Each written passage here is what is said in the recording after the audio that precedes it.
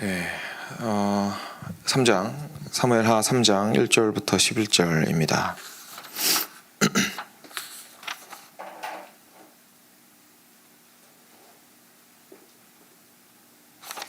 네, 3장 1절부터 11절 같이 교독하도록 하겠습니다. 네, 제가 먼저 한 절 읽겠습니다. 사울의 집과 다윗의 집 사이에 전쟁이 오래매 다윗은 점점 강하여 가고 사울의 집은 점점 약하여 가니라. 헤브론에서 아들들을 낳았으되 맏아들은 암논이라 이스라엘 여인 아히노암의 소생이요 둘째는 길르압이라 갈멜 사람 나발의 아내였던 아비가일의 소생이요 셋째는 압살롬이라 그술 왕 달메의 딸 마아가의 아들이요 넷째는 아도니아라 핫깃의 아들이요 다섯째는 스바디아라 아비달의 아들이요 여섯째는 이드르암이라 다윗의 아내 에글라의 소생이니 이들은 다윗이 헤브론에서 낳은 자들이더라. 사울의 집과 다윗의 집 사이에 전쟁이 있는 동안에 아브넬이 사울의 집에서 점점 권세를 잡으니라. 사울에게 첩이 있었으니 이름은 리스바요 아이야의 딸이더라. 이스보셋이 아브넬에게 이르되 내가 어찌하여 내 아버지의 첩과 통간하였느냐 하니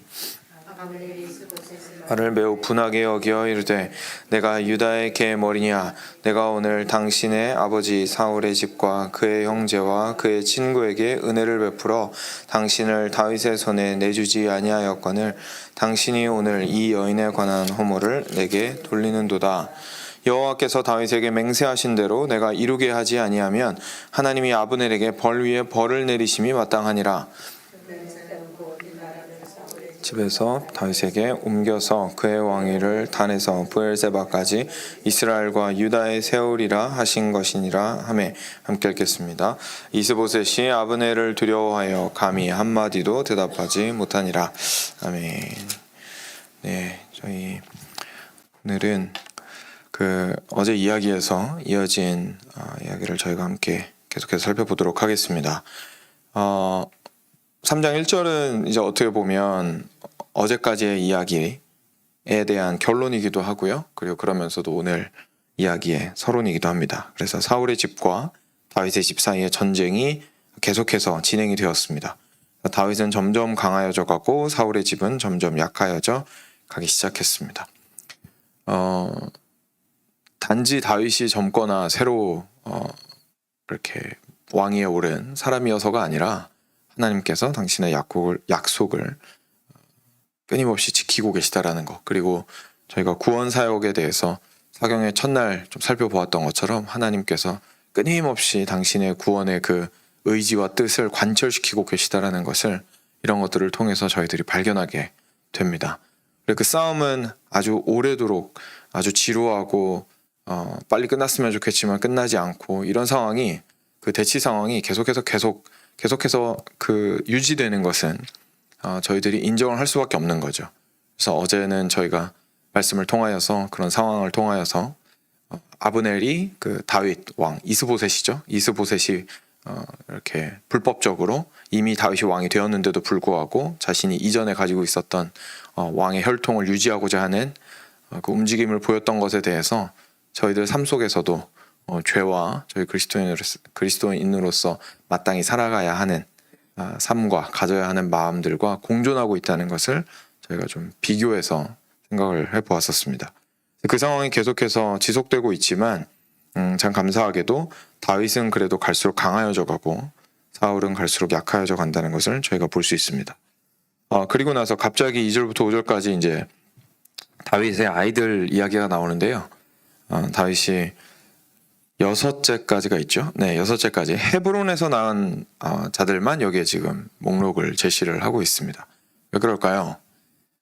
이거는 다윗이 점점 헤브론의 그 터를 잡은 이후에 하나님의 은혜로 강하여져 갔다라는 사실을 실제 자녀들도 거기에서 6명이나 낳았다라는 것을 보여줌으로써, 왜냐하면 생명을 허락하시는 분은 하나님이시잖아요. 그래서 계속해서 하나님께서 그렇게 크게 축복하고 계셨다, 함께하고 계셨다, 그리고 당신의 그 나라를 왕성하게 확장시켜 나가려고 그 계획하신 일을 끝까지 이루고 계셨다라는 것을 보여주기 위해서 이제 6 아들이 여기에서 낳았다는 것을 좀 강조를 하고 있습니다. 그래서 암논, 그리고 길르압, 그리고 저희들이 잘 알고 있는 셋째 압살롬, 나중에 이제 큰 일을 저지르죠.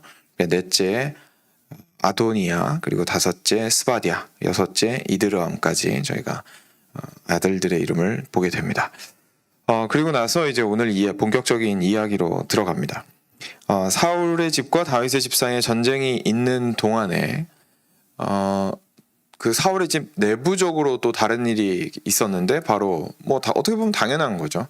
이스보셋을 세운 게 아브넬이었으니까 아브넬의 힘이, 그 실권자의 힘이 계속해서 커져가는 것을 저희가 볼 수 있습니다. 그랬는데 사울은 지금 죽었지만 그 사울한테 있었던 첩은 아직 살아 있었어요. 그래서 그 첩이 리스바라고 이름까지 말을 하고 있는데, 그래서 그 리스바라는 첩이 있었는데, 이 리스바를 실제로 아브넬이 어떻게 했는지는 성경이 증언하고 있지 않습니다. 그러니까 진짜로 통과를 했을 수도 있죠. 근데 안 했을 수도 있고요. 저희로서는 알 길이 없습니다. 근데 저희가 예전부터 대하 드라마 같은 거 혹시 보셨던지 저는 잘 안 봤지만 삼국지라든지 이런 옛날 그런 정치나 이런 상황에서 왕과 귀족들 사이에서 일어나는 일들에 대한 이야기들을 조금이라도 접해 보신 적이 있다면 이런 게 흔한 일이라는 거는 당연히 알고 계실 겁니다. 그러니까 그 힘이 있는 자가 당연히 그 이전에 있던 자의 첩이든 왕비든을 능욕을 한다든지, 아니면 다른 방식으로 자기가 취한다든지, 아니면 그것이 거짓이었음에도 불구하고 저 사람의 힘이 너무 세기 때문에 소문이 돈다든지 하는 일은 권모술수가 난무하는 이런 상황 가운데서는 어떻게 보면 당연한 것이었을 겁니다.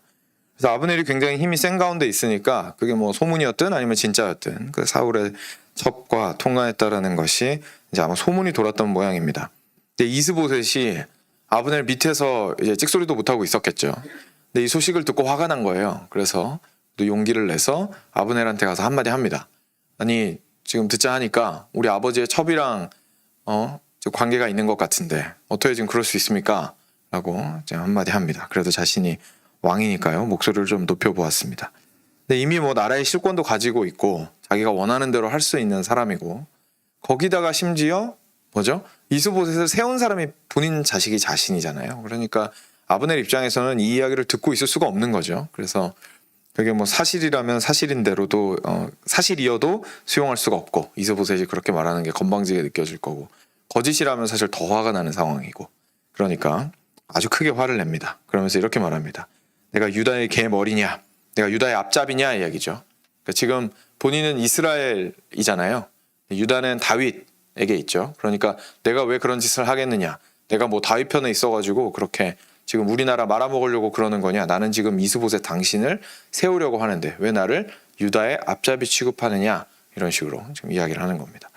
내가 오늘 당신 아버지 사울의 집과 그의 형제와 그의 친구에게 은혜를 베풀어 당신을 다윗의 손에 내주지 아니하였거늘 당신이 오늘 이 여인에게 관한 허물을 내게 돌리는도다. 나한테 지금 이 여자 문제를 가지고 들고 와서 내 잘못을 긁어내려고 하는데, 근데 내가 뭘 했는지 한번 생각해봐라 이스보셋아. 이렇게 이제 굉장히 당당하게 이야기를 하는 거죠. 그래서 내가 다윗의 손에 너희들이 다 당연히 당하고 죽어야 하는 것이 마땅한데 내가 그렇게 하지 않았고 너희를 내가 지켜주었다, 내가 은혜를 베풀었다라고 이야기를 하는 이스보셋을 볼 수가 있습니다. 그리고 나서 이어집니다. 여호와께서 다윗에게 맹세하신 대로 내가 이루게 하지 아니하면 하나님이 아브넬에게 벌 위에 벌을 내리심이 마땅하니라. 그 맹세는 곧 이 나라를 사울의 집에서 다윗에게 옮겨서 그의 왕위를 단에서 브엘세바까지 이스라엘과 유다에 세우리라 하신 것이니라. 아멘. 그러니까 아브넬이 너무 화가 나서 계속해서 이렇게 이야기하는 거죠. 내가 하나님께서 다윗한테 어떤 언약을 주셨는지 너무 잘 알고 있다. 지금 우리가 불법적으로 이 땅을 점거하고 있는 것도 내가 알고 있다. 근데 그래도 내가 긍휼을 베풀어서 이스보셋 너를 어떻게든 지켜주려고 하고 있었는데 네가 이렇게 나오면 난 그냥 바로 다윗한테 붙겠다. 내가 너한테서 마치 다윗의 끈아풀인 것처럼 취급을 받느니, 유다의 개 머리로 취급을 받느니 그냥 차라리 유다에 가서 다윗이 이 땅을 통일하는 거 내가 도와주겠다. 이렇게 이야기를 한 겁니다. 굉장히 화가 나서. 그리고 나서 11절 마지막에 이스보셋이 아브넬을 너무 무서워해서 감히 한마디도 대답하지 못했습니다. 이 부분도 사실 좀 재밌는데 내일 이 그 11절에 관련된 부분이 더 등장을 하는데요. 그렇게 이스보셋이랑 아브넬이랑 싸우고 아브넬은 그 이스보셋한테 화가 그렇게 머리 끝까지 났음에도 불구하고 둘은 계속 붙어 있습니다. 그리고 계속해서 왕은 왕이고 그 밑에 군사는 군사로서 작용을 하고 있는 것을 내일 저희가 함께 보게 될 겁니다. 하여간 너무 두려워서 이렇게 아브넬한테는 한마디도 못하고 벌벌 떨고 있는 이스보셋으로 오늘 이야기는 막을 내립니다. 저희 여러 가지 또 생각해 볼 것들이 좀 있습니다. 제가 묵상을 해보면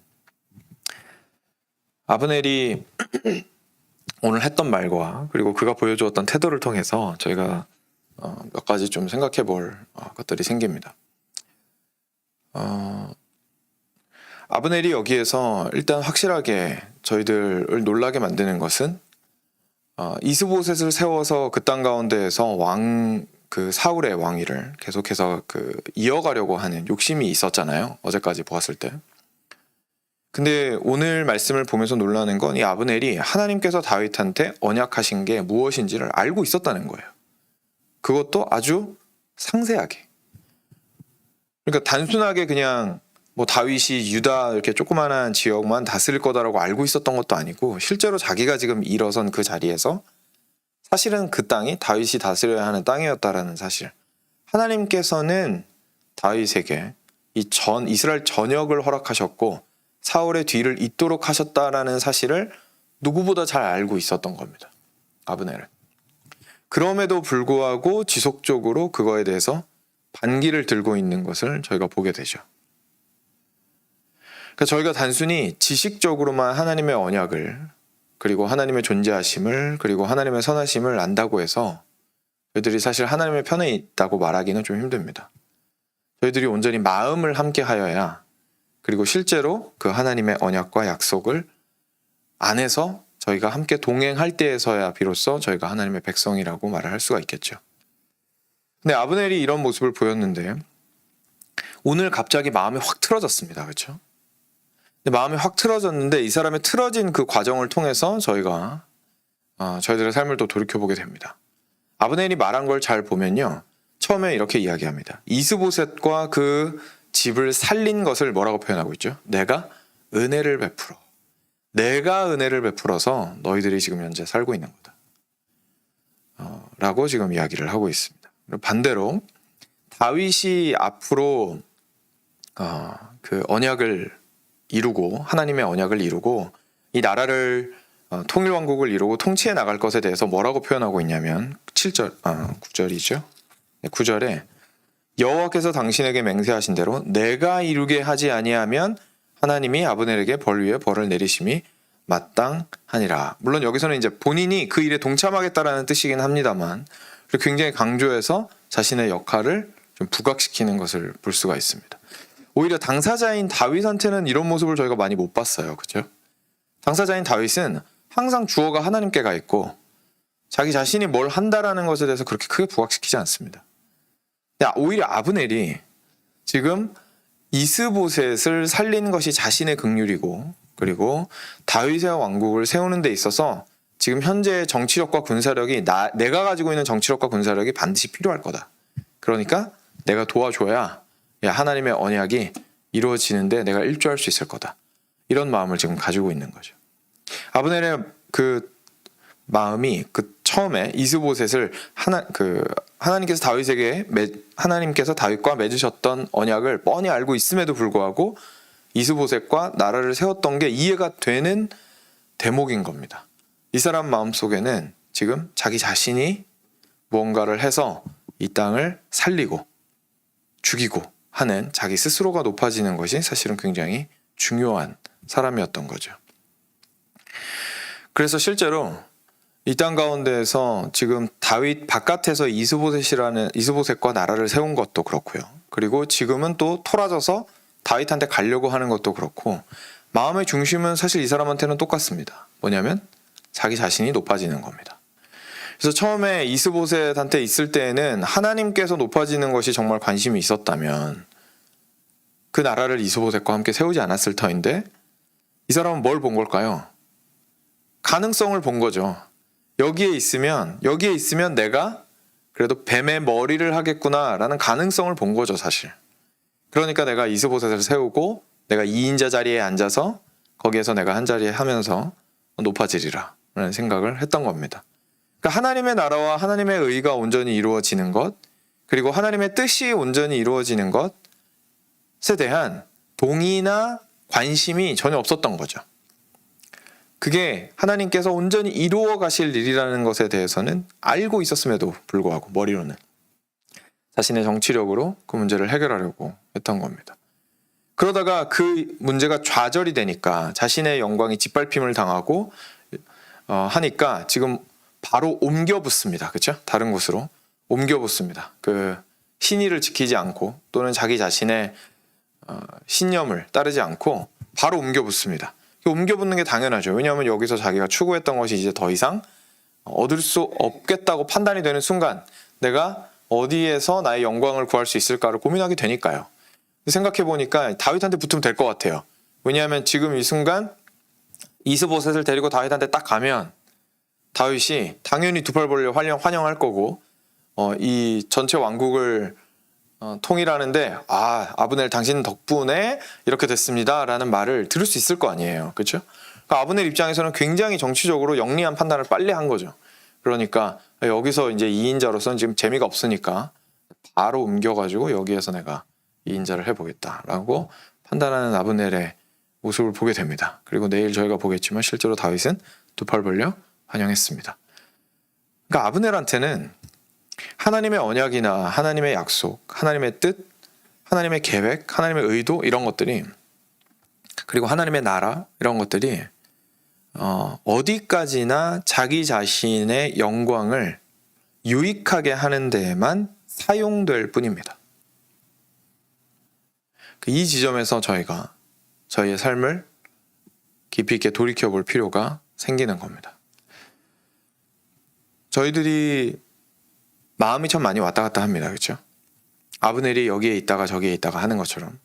근데 저희가 마음이 왔다 갔다 할 때 사람들은 보통 거기에는 뭐 이유가 없다고 이야기를 많이 합니다만 그냥 뭐 내 마음이 그런 마음이 드니까 라는 식으로 이제 설명을 하지만 사실 진짜 깊숙이 들어가 보면 나를 움직이는 그 피벗 포인트라고 하죠. 영어로는 그 이렇게 문이 돌 때 그러니까 축을 두고 이렇게 돌잖아요. 그렇죠? 그 축은 근데 움직이지 않죠. 근데 축을 두고 이제 문이 움직이잖아요. 근데 저희는 이제 문이 움직이는 걸 보고 이렇게 문이 이렇게 옮겨 다니는 거라고 생각하는데 뭐 여기 있다가 저기 있다가 그래서 내가 좀 변덕스러워 이렇게 설명하는데 사실 저희한테는 축이 있습니다. 축이 있고 그 축을 가지고 이렇게 왔다 갔다 하는 거죠. 저희 마음에 저희 나름의 중심이 있는 거예요. 저희가 생각하는 기준들이 있고 저희가 생각하는 옳고 그름이 분명히 있습니다. 단지 의식적으로 그것을 알고 있지 못할 뿐이죠. 대부분의 경우에. 정말 진지하게 자기 자신을 돌아보고 점검하고 판단하고 해야 겨우겨우 발견하게 되는 기준들이 사실 우리 마음 가운데 있습니다. 그것들이 드러나면 사실 많이 부끄럽습니다. 저희들이 가지고 있는 그 축들이 굉장히 부끄러운 게 많거든요. 거기에는 저희가 가지고 있는 많은 두려움과 욕심과 그리고 욕망과 그런 것들이 있습니다. 그리고 그것들에 의해서 저희들의 인생의 이렇게 문이 여기로 갔다가 저기로 갔다가 닫히기도 했다가 열리기도 했다가 하는 거죠.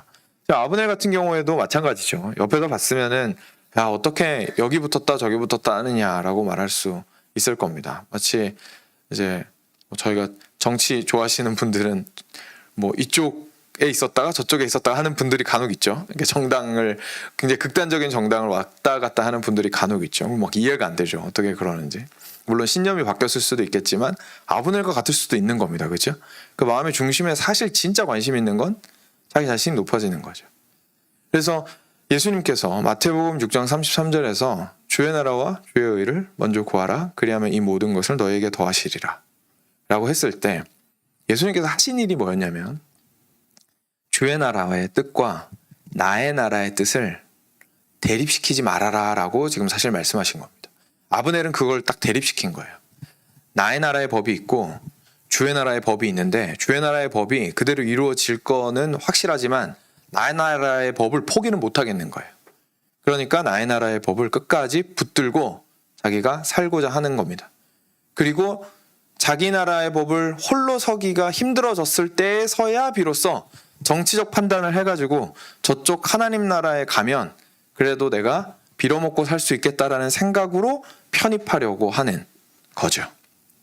그런데 예수님께서 말씀하신 건 아니 그게 아니라 너의 나라의 법을 버리고 주의 나라의 법을 따를 때에 오히려 네가 너의 나라의 법을 추구해서 얻고자 했던 것, 자기 자신의 나라의 법을 추구했을 때 얻을 수 있는 그 영광, 자기 나라의 법을 추구했을 때 얻을 수 있는 자유, 자기 나라의 법을 추구했을 때 얻을 수 있는 그 기쁨이 오히려 더해지리라라는 것을 말씀해 주고 계신 겁니다. 그러니까 아브넬한테 대입해 보면 예수님께서 아브넬한테 만약에 말씀하셨다면 뭐라고 말씀하셨을까요? 아브넬아 정신 차리고 다윗의 나라로 오는 건 좋은데 올 때 그렇게 정치적으로 머리 굴려가지고 오려고 하지 말고 참으로 이곳에 있는 것이 주의 길 위에 서 있는 것이기에 그 순수한 마음으로 오거라 라고 사실 말씀하셨을 겁니다. 주의 나라와 주의 의를 먼저 구하거라. 네가 일로 온다고 해서 주의 나라와 주의 의를 구하는 게 아니야. 겉으로는 주의 나라와 주의 의를 구할 수 있겠지만 너는 결국은 자기 나라와 자기의 의에 대한 관심으로 지금 다윗의 나라로 온 거 아니니? 라고 예수님이 말씀하셨을 겁니다. 그러니까 정신 차리고 주의 나라와 주의 의를 먼저 구해라. 그러면 네가 그렇게 갖고 싶어 했던 너의 나라와 너의 의를 구함으로써 얻으려고 했던 것들이 다 더해지는 것을 경험하게 될 것이다. 라는 것을 예수님이 아마 말씀하셨을 거예요.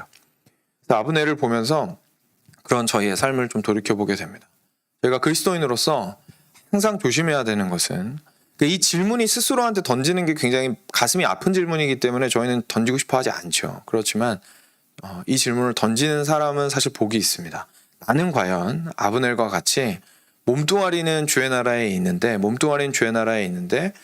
사실은 정치적 판단으로 저희의 인생의 유익을 구하는 나의 나라와 나의 의를 어떻게 하면 보존하면서 잘 살 수 있을까를 고민하다가 여기에 붙어 있으면 내가 나의 나라를 오히려 어느 정도 세우고 완전히 무너뜨리지 않아도 되겠구나라는 판단으로 혹시나 있는 것은 아닌지 저희가 아픈 질문이지만 스스로에게 해볼 때에 오히려 하나님 앞에서 물론 무너지는 아픔을 경험하겠지만 거기서 다시금 세워지는 은혜들을 얻을 수 있을 겁니다.